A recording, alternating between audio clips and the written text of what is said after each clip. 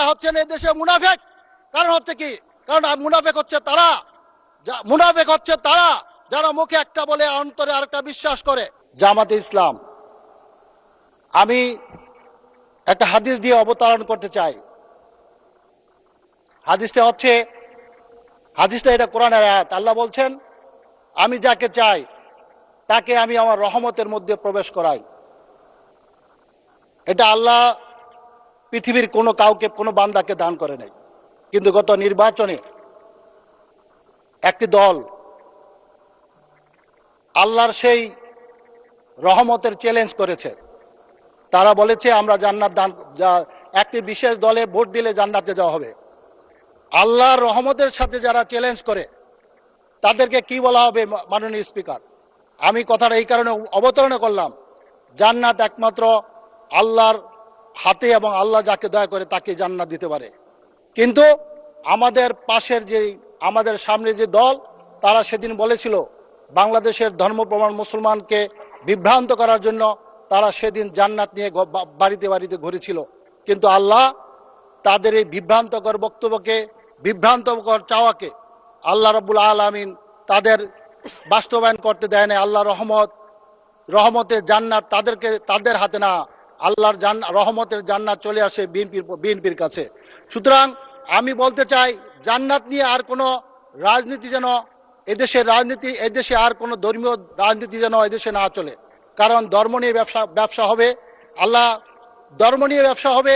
এদেশের ধর্ম ব্যবসা যারা করেন তাদের বুঝে করা উচিত। তারা পড়াশোনা করে আসেন, ধর্ম নিয়ে পড়াশোনা করে আসেন। আমাকে আপনারা অনেকে ভুল বুঝতেছেন, আমি কিন্তু আপনাদের স্মরণ করে দিচ্ছি যে যারা এদেশের ধর্ম নিয়ে ব্যবসা করেন, আল্লাহর ভয় তাদের মধ্যে থাকা উচিত। কারণ আমার মাথায় যদি টুপি আর দাড়ি থাকে, তাহলে অবশ্যই আমার মধ্যে আল্লাহর ভয় থাকতে হবে। মাননীয় স্পিকার, আমি কথাগুলো বলছি এবং এই কথাগুলো কিন্তু কোরআন এবং হাদিসের কথা। কারণ আল্লাহ তার পবিত্র কোরআনে ঘোষণা করেছেন যারা আমার দিন নিয়ে, যারা আমার ইসলামকে দিয়ে এই পার্থিব স্বার্থ উদ্ধার করতে চায়, তাদের জন্য আমার দ্বিগুণ শাস্তি রয়েছে। তারা পৃথিবীতে যেমন অপমানিত, লাঞ্ছিত হবে এবং আখিরাতে তারা আল্লাহর শাস্তিতে পতিত হবে। এটা কোরআনের আয়াত। আমি এই কথা এই কারণে বলছি, এই আয়াতটা এই কারণে বলছি যে তারা ইসলামিক দল বলে, অথচ মাননীয় স্পিকার, আমাদের মাননীয় প্রধানমন্ত্রী আপনার পিছনে যে লা ইলাহা ইল্লাল্লাহু মুহাম্মাদুর রাসূলুল্লাহ কলেমার তাওহীদের যেই প্রতিচ্ছবি তিনি টাঙিয়েছেন, তিনি কিন্তু ইসলাম নিয়ে কোনো রাজনীতি করার জন্য করে নাই। তিনি একজন ধর্মপ্রমাণ মুসলমান হিসাবে তিনি এই কালেমা এই পবিত্র পার্লামেন্টে স্থাপন করেছেন। তিনি নিজে নির্দেশ দিয়েছেন যে আমাদের পার্লামেন্টের প্রতিটা গেটে সর্বশক্তিমান আল্লাহর উপর আস্থা এবং বিশ্বাস রাখা।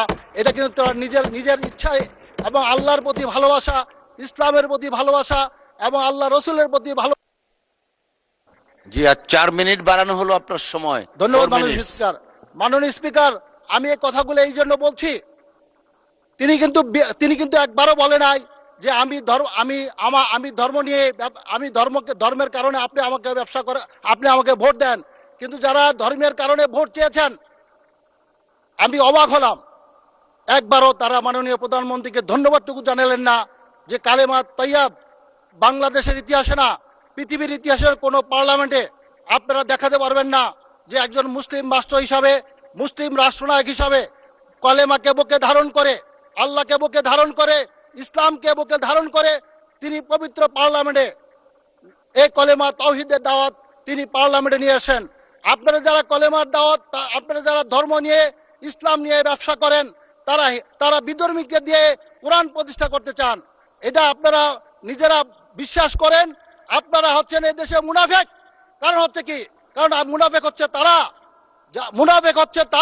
যারা মুখে একটা বলে অন্তরে আরেকটা বিশ্বাস করে। আমি শুধু এইটুকু বলবো, আমার সামনে আমার কথাগুলো রেকর্ড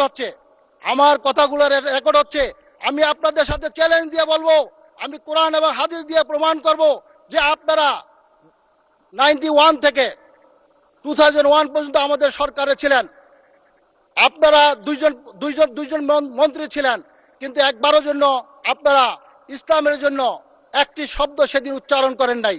সেদিন আপনারা সরকারের অংশ হিসেবে একটি কথাও বলেন নাই। আজকে সরকারের মাত্র 2 মাস 11 দিন হয়েছে। আপনারা শুরু করেছেন কি? আপনারা শুরু করেছেন ফেসিবাদের আর এক আওয়াজ শোনা যাচ্ছে। আমি আপনাদের কিছু কিছু ঘটনা স্মরণ করে দিচ্ছি। মাননীয় স্পিকার, আমি কিছু কথা স্মরণ করে দিচ্ছি। আপনাদের পাঁচজন নেতাকে ফাঁসির কাছে হত্যা করা হয়েছে। এখানে যাদের হত্যা করা হয়েছে তাদের সন্তানরা আছেন। ভুলে যান না, আপনারা আবার যদি ওই ফেসিস্টকে এই দেশে ডাকেন তাহলে পরবর্তী পালা কিন্তু আপনাদের সন্তানদের পালা কিন্তু পরবর্তীতে এই ফেসিস্ট যদি আবার বাংলাদেশে ঢুকে আপনাদের কারণে, আবার মনে রাখেন আপনারা কিন্তু এ থেকে মাপ পাবেন না, ক্ষমা পাবেন না।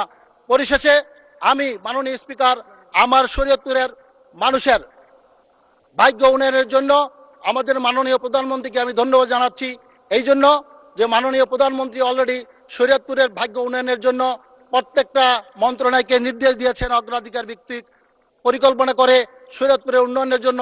এই জন্য আমরা 3 জন সাংসদ শরীয়তপুরের জনগণ 16 লক্ষ জনগণের পক্ষ থেকে মাননীয় প্রধানমন্ত্রীকে আমি ধন্যবাদ জানাচ্ছি।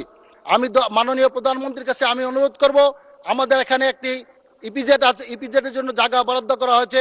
আমরা সেখানে যেন আমরা শিল্পায়ন ডেভেলপ করে আমরা শরীয়তপুরের বেকার যুবকদের যেন কর্মসংস্থান করতে পারি, সেজন্য মাননীয় প্রধানমন্ত্রীর কাছে আমি আকুল আবেদন জানাচ্ছি। আমাদের একটা কৃষি ইউনিভার্সিটি সেখানে মঞ্জুর করা আছে। আমি মাননীয় প্রধানমন্ত্রীকে অনুরোধ করব, আমাদের সেই অচিরে সেই কৃষি বিশ্ববিদ্যালয়ের কাজটা শুরু করার জন্য আমি মাননীয় প্রধানমন্ত্রীর কাছে অনুরোধ করব।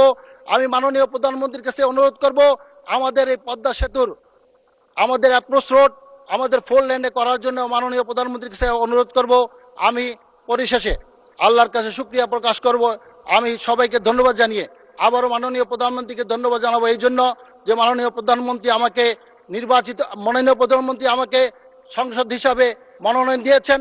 আমাদের 3 সংসদের উপর আস্থা রেখেছেন জনগণ শরীয়তপুরের জনগণ মাননীয় প্রধানমন্ত্রীর উপর আস্থা রেখে আমাদের 3 জনকে সংসদ সদস্য হিসেবে নির্বাচিত করেছেন। আমি মাননীয় প্রধানমন্ত্রীর প্রতি কৃতজ্ঞতা প্রকাশ করব।